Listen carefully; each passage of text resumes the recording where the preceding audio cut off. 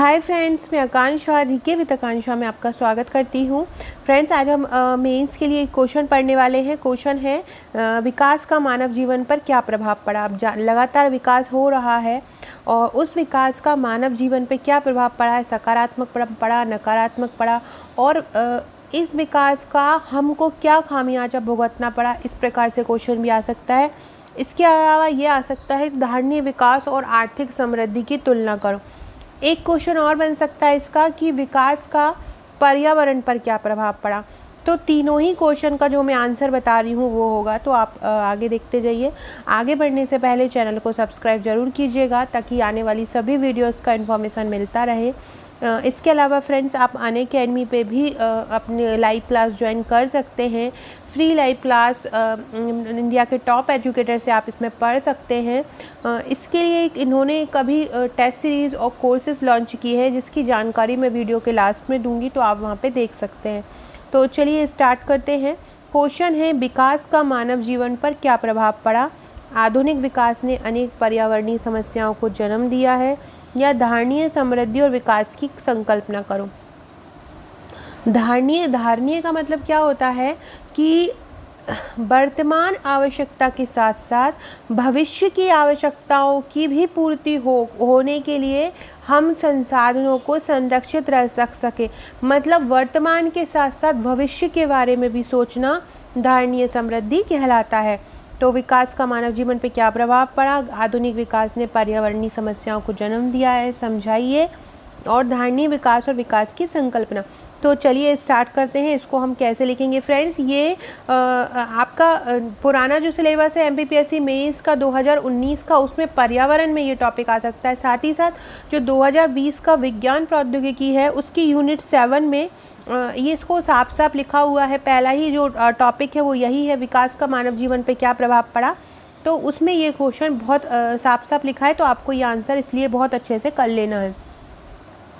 फिर लिखते हैं हम विकास और मानव जीवन पारस्परिक रूप से संबंधित है। मतलब विकास का और मानव जीवन का एक दूसरे से संबंध है। विकास मानव के बिना नहीं हो सकता, मानव विकास के बिना नहीं रह सकता, और एक का प्रभाव दूसरे पर पड़ता है। मानव अच्छे से चीज़ों को तरक्की से अच्छे से उत्पादन करेगा तो विकास होगा, पैसा कमाएगा तो अर्थव्यवस्था बढ़ेगी, और इसी तरह अगर मानव कुछ नहीं करेगा तो विकास नहीं होगा, और विकास होगा टेक्निकल चीज़ें आएंगी तो मानव ज़्यादा प्रगति कर पाएगा।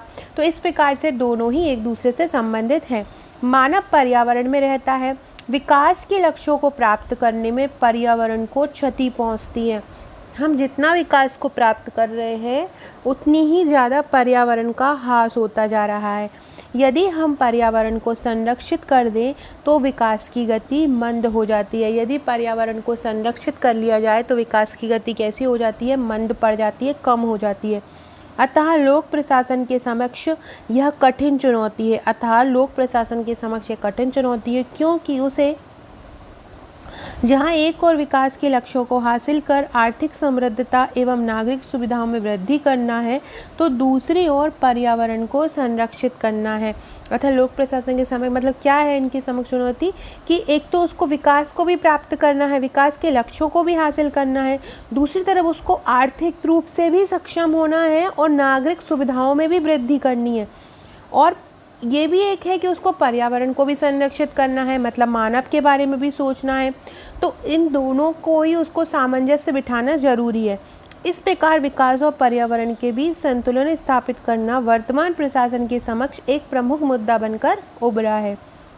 फ्रेंड्स, अर्थशास्त्र हो, विज्ञान प्रौद्योगिकी हो, और आपका राजनीति हो, इनमें क्या होता है डायरेक्ट क्वेश्चन नहीं पूछे जाते हैं, घुमा के क्वेश्चन पूछे जाते हैं। देखिए, मैं ये क्वेश्चन आंसर सीरीज़ जो ला रही हूँ लगभग लास्ट फरवरी फर्स्ट वीक से ये मैंने वीडियोस बनाना स्टार्ट किया है और नोट्स बनाना स्टार्ट किए हैं। तो मैं ये नोट्स भी बना सकती थी डायरेक्ट टॉपिक वाइज, लेकिन मार्केट में बहुत सारे नोट्स अवेलेबल हैं टॉपिक वाइज, तो वो सभी जो है वो एक सा ही मटेरियल होता है। लेकिन क्वेश्चन आंसर श्रृंखला में अगर देखा जाए तो वो मटेरियल नहीं हो पाता है, और ना आप वो जज कर पाते हैं कि किस प्रकार के क्वेश्चन आएंगे। मेरा उद्देश्य यही था इसके पीछे लाने का कि ज़्यादा से ज़्यादा क्वेश्चंस का कलेक्शन आप लोगों के लिए ला पाऊँ, ताकि जो एग्ज़ाम में जो प्रॉब्लम्स आती है कि क्वेश्चन कैसे बनना है वो आप लोगों को पता चल सके। इसलिए मैंने पेपर फर्स्ट से लेके पेपर 6 तक के उन्हीं चीज़ों को कवर किया है जो कहीं मार्केट में नहीं मिलता है। और इसमें सभी पेपर जितने भी आप पढ़ेंगे, चाहे वो पुराने सिलेबस चाहे नए सिलेबस, सभी प्रश्नोत्तर श्रृंखला में सभी टॉपिक कवर किए गए हैं। औद्योगिक उत्पादन और विनिर्माण में संसाधन ऊर्जा का बहुत प्रयोग हुआ है। चाहे उद्योग देख लो, चाहे निर्माण क्षेत्र देख लो, सभी में संसाधन और ऊर्जा का प्रयोग होता ही है, जिसके कारण जीवाश्म ईंधन, खनिज और संसाधनों में उत्तरोत्तर कमी आई है। अब लगातार इनका उपयोग होगा ऊर्जा संसाधनों का, तो क्या होगा कि इनका जो हमारे पास जो संरक्षित भंडार है उसमें लगातार कमी आ रही है और कमी आई है। अब विकास के कारण क्या उत्पन्न समस्या हुई है, देखिए सबसे पहले जलवायु भूमि प्रदूषण बढ़ा है। मतलब जलवायु बहुत ज़्यादा गड़बड़ा गई है। पहले बारिश में ही बारिश होती थी और अच्छी खासी होती थी, अब वो भी नहीं होती है, समय पे नहीं होती है तो कम ज़्यादा होती। गर्मियों में जब गर्मियाँ पड़ती थी तो बहुत तेज़ गर्मी पड़ती थी, और अब गर्मियों में कैसा भी मौसम हो जाता है, सर्दियों में कैसा भी मौसम हो जाता है। मतलब एक जो तारतम्य होता जो हम लोग देखते आ रहे हैं पहले से, वैसा नहीं होता है, क्योंकि ये सभी चीज़ प्रदूषण के कारण उत्पन्न समस्या है। जैसे भूमि प्रदूषण बढ़ रहा है, जलवायु परिवर्तन की समस्या आ रही है, तो ये सभी समस्या विकास के कारण आ रही है। स्वास्थ्य समस्याओं ने जन्म लिया। अब विकास के कारण क्या हो रहा है, जगह जगह उद्योग खुल रहे हैं, बड़ी बड़ी औद्योगिक कंपनियां खुल रही हैं, जल प्रदूषित हो रहा है, वातावरण प्रदूषित हो रहा है, जिसके कारण मनुष्य में स्वास्थ्य संबंधी परेशानियां, कैंसर जैसी परेशानियां, त्वचा संबंधी परेशानियां, तो इस प्रकार से स्वास्थ्य संबंधी परेशानियां आ रही हैं। भोजन, आवास, रहन सहन को प्रभावित किया। विकास के कारण क्या होता है कि ज़मीन होती है वो कम पड़ रही है, जिसके कारण आवास की समस्या आ रही। ज़मीनें जितना ज़्यादा समय बढ़ता जा रहा है, ज़मीन महंगी होती जा रही है, क्योंकि जनसंख्या बढ़ती जा रही है। इसके कारण क्या हो रहा है, लोगों का रहन सहन प्रभावित हो रहा है। पहले के जितना व्यक्ति आरामदायक जीवन नहीं जी पा रहा है, सादा सिंपल जीवन नहीं जी पा रहा है। एक दूसरे से विकास के कारण एक दूसरे के जो आर्थिक जो कंपटीशन है उसके कारण, एक दूसरे से होड़ करने के कारण उसको शांति नहीं रह पा रही है। उलझाऊ अपशिष्ट प्रबंधन है, ज़्यादा जनसंख्या है, ज़्यादा प्रबंधन नहीं हो पाता, इसके कारण अपशिष्ट प्रबंधन की भी समस्या उत्पन्न होती है। जल स्रोत प्रदूषित होते हैं, मिट्टी में लगातार पोषक तत्वों की कमी हो रही है, भूक्षरण हो रहा है और अम्लीयता क्षारीयता मिट्टी में बढ़ रही है। पर्यावरण और विकास के बीच उपरोक्त समस्या के समाधान के लिए अनेक प्रयास किए गए हैं। भारत सरकार और उसके विभिन्न अंग इस बात से परिचित हैं कि यदि विकास हुआ तो यह मानव को प्रत्यक्ष या अप्रत्यक्ष रूप से प्रभावित करेगा। इसके लिए संतुलित करके विकास आवश्यक है। विकास के नाम पर बड़े पैमानों पर वनों की कटाई की जाती है, जल स्रोतों के अतिविदोहन किया जाता है, उन्हें प्रदूषित करने में कोई कसर बाकी नहीं रखी जाती है। पर्यावरण सुरक्षा से संबंधित सभी संधियों को अनुमोदित करते हुए भारतीय वन अधिनियम 1927, जल प्रदूषण अधिनियम 1974 और वन संरक्षण अधिनियम 1986 आदि कानून बनाए गए हैं। ये विकास की ऐसी प्रक्रिया है जो विकास एक ऐसी प्रक्रिया है जो हमेशा के लिए सतत रहता था, जिसका फ़ायदा हर व्यक्ति को मिले। ये धारणीय विकास की प्रक्रिया है। धारणीय विकास क्या है कि इसमें हमेशा के लिए ही जो ये प्रक्रिया बनी रहे, जिसका फ़ायदा हर व्यक्ति को हो, यही धारणीय समृद्धि और विकास का अर्थ है। मतलब विकास की ऐसी प्रक्रिया जो हमेशा हो, सतत रहे तथा जिसका फ़ायदा हर व्यक्ति को हो, वो धारणीय समृद्धि कहलाता है। बिना विनाश किए हुए विकास को, धारणीय विकास को ये भी बोल सकते हैं हम, बिना विनाश किए विकास। कुछ विद्वान इसे संघृत विकास भी बोलते हैं। निष्कर्षतः कहा जा सकता है कि पर्यावरण और विकास घनिष्ठ रूप से एक दूसरे से संबंधित है। पर्यावरण की सुरक्षा, सुधार और संसाधनों का उपयोग विकास योजना और कार्यक्रम की स्थापना के मार्गदर्शक सिद्धांत रहे हैं। ऐसा कोई विकास कार्यक्रम और परियोजना नहीं है जिसका पर्यावरण पर प्रभाव न पड़ा हो। अतः भूमि, वायु और जल जैसे प्राकृतिक संसाधनों का उपयोग इस प्रकार से करने की आवश्यकता है जिससे भविष्य की पीढ़ियां स्वस्थ पर्यावरण में सांस ले सकें तथा विकास के शिखर को छू सकें। तो इस प्रकार से फ्रेंड्स हम ये आंसर अपना कंप्लीट कर सकते हैं। अगर ये आंसर आपका 5 नंबर में आ गया तो कैसे करेंगे? मानव जीवन पर किन पक्षों पर विकास असर डालता है? स्वास्थ्य समस्या, कृषि में उर्वरता कमी, मृदा समस्या, आवास समस्या, जल प्रदूषण, पर्यावरण प्रदूषण और भी करता है। अगर सकारात्मक देखा जाए तो मानव जीवन का बहुत मतलब बहुत विलासितापूर्ण जीवन मानव व्यतीत करता है। मानव दिन ब दिन तरक्की कर पा रहा है। इसी के कारण मानव जीवन जब विकास हो कहता है, नई नई तकनीकी आ रही है, नई नई तकनीकी के कारण मानव को ज़्यादा सुविधाएं मिल पाती हैं, वो ज़्यादा जल्दी शीघ्रता से काम कर पाता है। तो ये सभी आप सकारात्मक पॉइंट में भी लिख सकते हैं। सो फ्रेंड्स, ये था हमारा आज का वीडियो।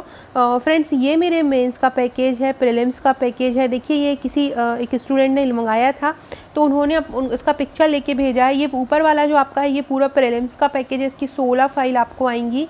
ये पूरा जो है ये मेंस का पैकेज है, इसकी 25 फाइल आपको आएंगी। इसके बाद ये नीचे वाला जो दिया है आपको, ये सॉल्व्ड पेपर है मेंस का, इसकी 8 फाइलें आपको आएंगी। तो इस प्रकार से ये पूरा का पूरा पैकेज है आपको। इनमें पूरा 1 से 6, इसके साथ आपको टेस्ट फ्री मिलेगा, टेस्ट सीरीज़ फ्री मिलेंगी। इसके अलावा आपको 21 पेड ग्रुप मिलेंगे। इन 21 पेड ग्रुप मेंस के रहेंगे, एक पेड ग्रुप आपका प्रीलिम्स का रहेगा। इनमें पेड ग्रुप में आपको एग्ज़ाम से संबंधित क्वेश्चन दिए जाएंगे। देखिए, इस प्रकार के नोट्स पहुँचे हैं इनके पास, तो इन्होंने मुझे ये पिक्चर पहुँचाया था। तो ये अगर आप नोट्स लेना चाहते हैं तो ये पूरा का पूरा जो पैकेज है हमारा, ये 13,500 का है। 13,500 में आपको घर तक आपका प्रीलिम्स, मेंस और सॉल्व्ड पेपर पहुँचेगा। तो आप मुझे ऊपर दिए नंबर, ये प्रीलिम्स की फ़ाइल है जो पहुँचेंगी, तो आप ये जो ऊपर नंबर दिया गया है, आप मुझे इस पर फ़ोन करके, और अगर आपको ये मंगाना है तो आप ये व्हाट्सअप करके मुझे मंगा सकते हैं। अब चलिए फ्रेंड्स, एक ज़रूरी इन्फॉर्मेशन आपको देते हैं।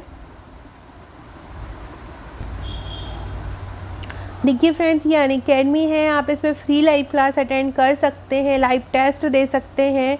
और आपको मैंने, जैसे कि कल मैंने वीडियो में बताया था, आप प्ले स्टोर में जाइएगा। प्ले स्टोर में आप अनअकैडमी की app, Unacademy learning app download कीजिएगा। अनअकैडमी आप लर्निंग ऐप डाउनलोड करेंगे तो वहाँ पे आपको एक नंबर मांगेगा, जिसे आप अपनी ईमेल आईडी से या अपने फ़ोन नंबर से डाउनलोड करके OTP आपके पास आएगा, जिससे आप उससे अपना लॉगिन कर सकते हैं। फिर आप अपना सब्जेक्ट सेलेक्ट कर सकते हैं कि आप कौन सी कैटेगरी से हैं। जैसे कि आप MPPSC की तैयारी कर रहे हैं तो आप MPPSC पे लॉगिन कर दीजिए, तो आपको उससे संबंधित जितने भी एजुकेटर होंगे वो आ जाएंगे। यहाँ पे आप क्या कर सकते हैं, अगर आप क्लास ज्वाइन करना चाहते हैं तो क्लास ज्वाइन करने से पहले आप अपनी फ्री लाइव क्लास लेकर डेमो क्लास लेकर देख सकते हैं। फ्री लाइव टेस्ट दे सकते हैं। हर टेस्ट के बाद आपको उसका आंसर शीट मिलेगा। उसके बाद जो ये इस प्रकार से इसके फीचर रहेंगे, इस प्रकार से क्वेश्चन आएंगे आपके पास रहेंगे। इस प्रकार से आप अपने क्वेश्चन को पूछ सकते हैं। आपको जो भी अंदर डाउट हो आपके मन में, वो आप इससे पूछ सकते हैं।